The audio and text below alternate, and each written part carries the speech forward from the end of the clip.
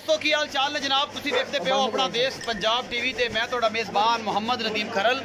सब तो पहले अपने चैनल को करना है सबसक्राइब ते बैल आइकन ते क्लिक करना है कि अच्छी ते बेहतरीन वीडियो का नोटिफिकेशन तो हमेशा मिलता रहे, तुसी देखते रहो। अज लैके हाजिर होया जनाब एक जर्सी साहिवाल का क्रॉस एक गां है जी दूजा सुबह सोई है, ये सून वाली है। ये मालिक दसेगा सारिया गल्लां आपां जनाब सारिया मालिक ने करनियां। घर की गां है, व्यापार की नहीं है, बाकी चंगी है। मकूल जा मुल्क रहना है रसगुल्ले वाला चंगा जा सोहना सुथरा जा।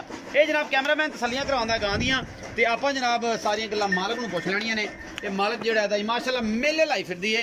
ये गां माशाअल्लाह बड़ा मुठ मुड़दा, इन्हां नूं कहंदे ने मुठ मुड़दा थण जिहड़ियां मज्झां नूं लगदा है ते गावां नूं रब हुसना वास्ते लांदा है। बड़ा खूबसूरत जनाब इहदे कोल हवाना है और जनाब बड़ी तगड़ी ये गां है। साहिवाल ते जर्सी दा एक क्रॉस है और माशाअल्लाह बड़ा ही खूबसूरत और बड़ा ही अनमोल तोहफा कड़े वास्ते। 2-18 लीटर अल्लाह के फजल नाल करने वाली है। बाकी जनाब एक थण अगले पासे ला चिट्टा है, बाकी तीनों थण शाह काले थाने और मुठ मुठ दा थान है बड़ा आला। ये जनाब सिरोमोनी साहिवाल जर्सी दा क्रॉस चंगी गां है माशाअल्लाह बड़ी खूबसूरत। ये तो ये भाई तौर के भाव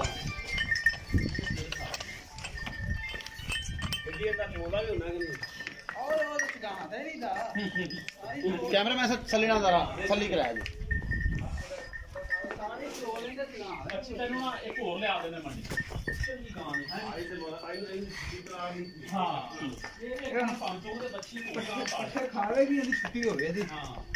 खुली कटोर खुली कट भाई खुली कटोर घरेलू गां जी अल्लाह के फजल नाल और माशाअल्लाह मेले लाई फिरदी है। इंशाअल्लाह मेले सज्जन हो लुटणगे जेड़े जनाब ये सारे मामला जेड़े ने वो अपने तौर पर करनगे और वेखणगे।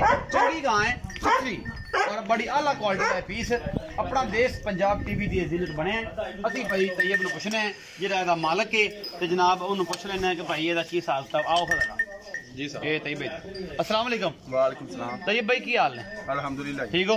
तैयब भाई जी गां विखाई है हाँ जी ये किनवा सुआ सुंदी है? सुआ मेरे ख्याल दूजा दूजा दूजा सुआ। हाँ जी दूजा सुआ है। अच्छा पहला गाड़ी सुई है? हाँ जी पहला गाड़ी सुई दूजा सुआ हुण हाँ जी दूजा सुआ जी। अच्छा घर दी तो ये भाई ये दसो किन्ने दिन लैंदी है? ये 2 दिन लै जाए 2-3 दिन 2-3 दिन लै जाएगी। अच्छा तो ये भाई सुआ किनो है? सुबह दूजा ही दूजा सुआ हाँ जी ते कर दी हाँ जी कर दी। ये पहले सुबह ते दुध को 13-14 किलो कर दी रही 15 किलो? हाँ जी इन्ना आराम नाल करिए आराम नाल कर दी रही मतलब एदा कोई रोला नहीं। ये घरेलू है यार असी भी बड़े प्यार और मोहब्बत नाल रोला रोला कोई नहीं पांदे पे इस करके जेडे कर दी जेनवन गल्लां तुहानू पता तुहाडे सामने आ जांदियां ने। अच्छा ते ये तैयब सुन नूं किन्ने दिन लैंदी?